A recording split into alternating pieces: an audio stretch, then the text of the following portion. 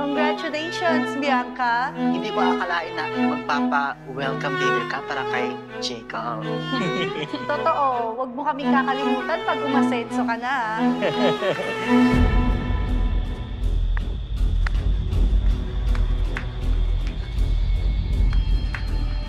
Pa? Pa! Sino siya? Bakit ka mukha niya si Bianca? Sinong nagpapasok sa'yo dito? Hindi ikaw ang kailangan ko. Si Papa! Wala kang karapatang pumasok dito! Alisin niyo nga yan! Bitawan niyo ako! Suwain ka! Pumunta ka lang dito para kunin kayamanan ko, no? Pa! Kailangan makimotherapy si Mama! Kailangan ko ng pera! Pabayaan mo sa mamatay! Gusto mo ng pera?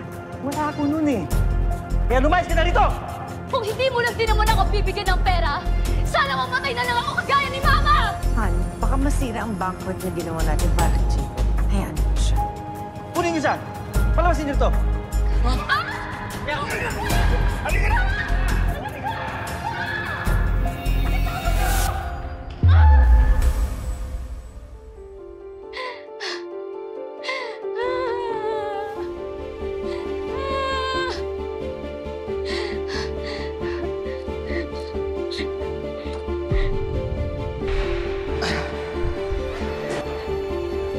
Sino ka?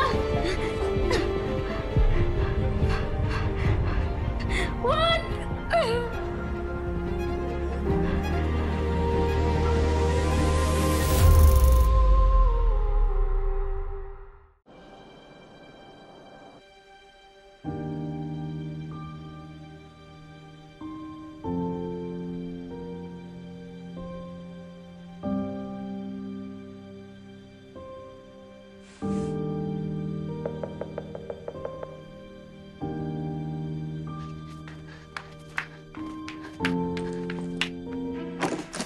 Isabela!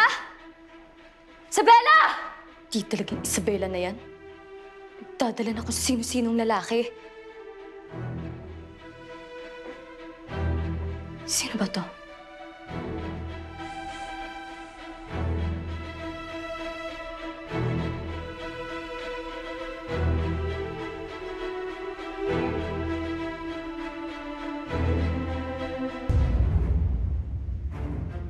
Hala, siya yung tagapagmana ng kumpanya.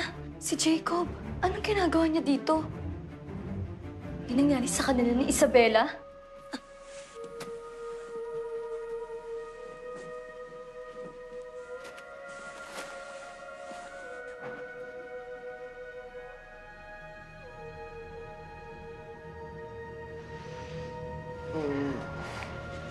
Bianca?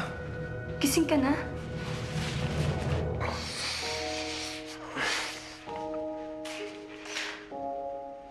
Niligtas mo ako? Ah, oo.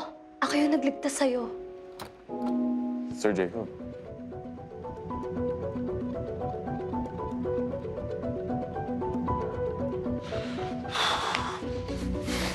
Saan ka pupunta?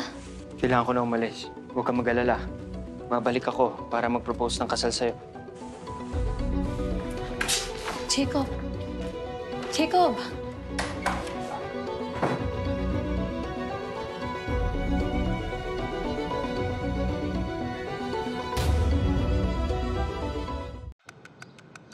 Asan ba si Christina? Siguraduhin yung maayos ang buong bahay, ha? Ay, ma'am, huwag po kayong mag-alala. At sisiguraduhin po namin na pagdating ni Mr. Jacob ay wala na po kayong alalahanin. Good. O sige na, ayusin mo na yung pagkain sa loob. Sigurado ka bang darating si Jacob para mag-propose? Sabi niya. Ma, parang si Jacob na ata yan. Narinig ko. Okay lang ba yung buhok ko? Pa! Isabela, anong ginagawa mo dito? Di ka pa rin ba talaga titigil? Hindi ikaw ang kailangan ko. Pa! Kung mamumukaan at maaalala ni Jacob itong si Isabela, malalagot tayo. Umalis ka na! Anong nangyayari dito? Pa! Pa! Asawa mo rin naman dati si Mama, di ba? Tulungan mo kami. Gagawin ko ang lahat ng gusto mo. Bigyan mo lang ako ng pampagamot kay Mama. Maawa ka pa! Malaking event ito para sa pamilya natin. Palayasin nyo na yan! Hindi ako aalis dito hanggat hindi niyo ako binibigyan ka ng pera. Umalis ka na. Dapat lang mamatay mama mo. Tayo mo umalis. Sige, tuturuan kita ngayon ng leksyon. Kapal ng mukha mo! Pa! Sumasagot ka ba? Ah! Papatay ko kayo mag-ina! Itigil mo yan! Jacob, mali yung iniisip mo, ah. Anong klaseng pamilyang to? Nagpaparusa ba kayo?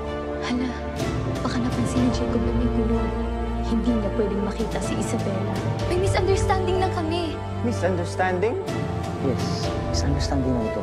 Hindi ka naman nasaktan eh, di ba? Isabela, halika na. Ibibigay ko na hinihiram mong pera. Huwag ka nang maingay. Ibibigay ko na sa yung pera. 100,000. Hindi yun sapat para sa surgery ni Mama. Wala akong pake.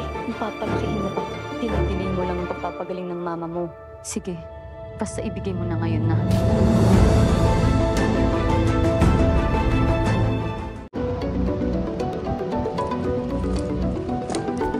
Uy, miss, sorry ah. Miss.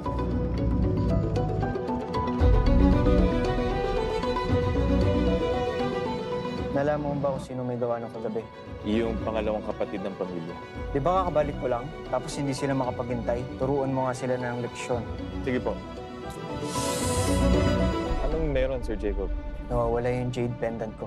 Yung pendant na iniwan ni Ma'am bago siya mamatay? Oo, Paano to agad? pero baka nasa kanya talaga yun. Yung babae. I-check mo nga, baka nasa kanya. Skeptical talaga. Ano? Sige po.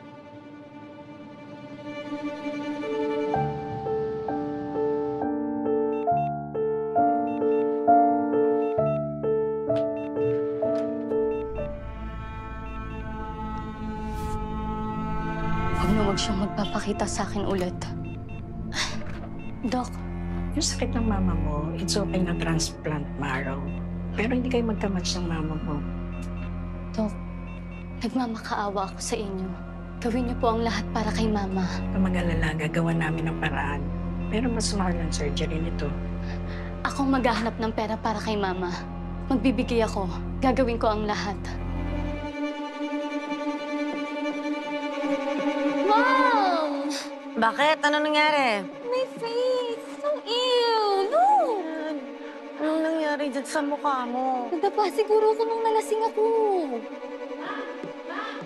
Papunta na daw po dito si Sir Jacob. Tingnan mo. Paano yan ngayon? Lalasing-lasing ka kasi. Kailangan mo magpagawa ng customized dress ngayon, hindi ba? Paano mo siya kikitain? Ganito na lang, Ma'am. Papuntahin mo si Isabela para sa akin. Isabela? Pwede. Mag-makeup lang siya at takpan yung balat niya, kamukha mo na siya. Huwag lang niya. Subukan na lang diin si Jacob, ha? Subukan lang niya. As long as nasa ospital yung mama niya, di siya papalag. Hanapin mo na si Isabela. Ikaw nga hanapin mo si Isabela. Bakit po?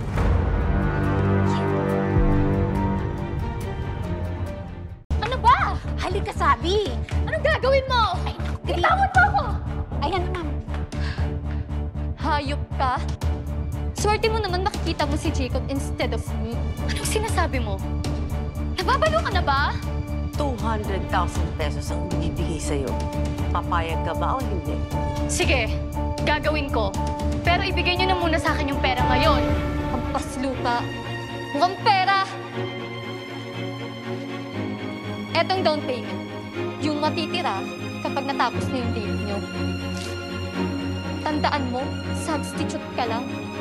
Kaya manahimik ka. Kung ayaw mo may mangyaring masama sa mama mo. Dalian mo, takpan mo na yung balat nito. Halik ka na dito.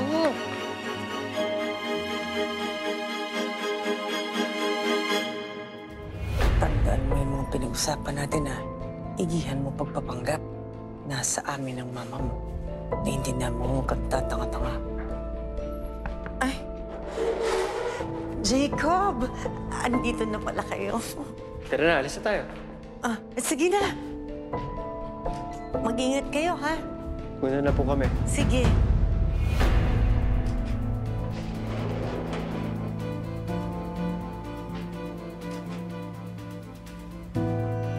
Ano, nakabis na ba sila?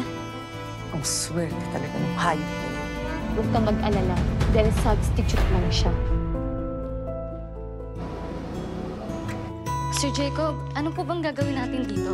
I-re-register yung kasal natin. Ano? Marriage license? Oo, kukuha tayong marriage license. Hindi ba masyadong mabilis? Gusto ko mabilis yung mga bagay-bagay. Hindi pwede. Stand-in lang ako. Paano ko kukuha ng marriage license kasama siya? Hindi ko po dala yung birth certificate ko. Ano to? Palagi ko nga pala dala ang birth certificate ko para mas mabilis yung process ng surgery ni Mama.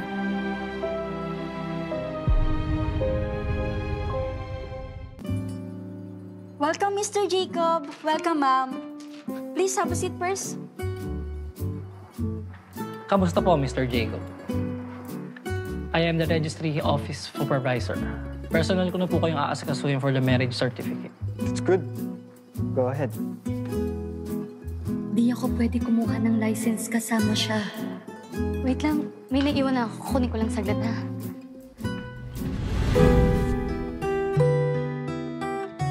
Listen, si Bianca nga ba yung babae ng gabing yun? Bakit parang familiar na sa akin to? Ano ba yan? Thank you. Sorry po, nawala lang sa balance. Sir Jacob. Tapos na agad. Mr. Jacob, pwede pa tayong mag-divorce muna? Ano? We just got the license, tapos gusto mo na makapag-divorce? Are you messing with me? No. Hindi lang ako ready. Don't worry, hindi mo naman kailangan mag-prepare to be my wife. Pero, sa totoo niyan, ako si...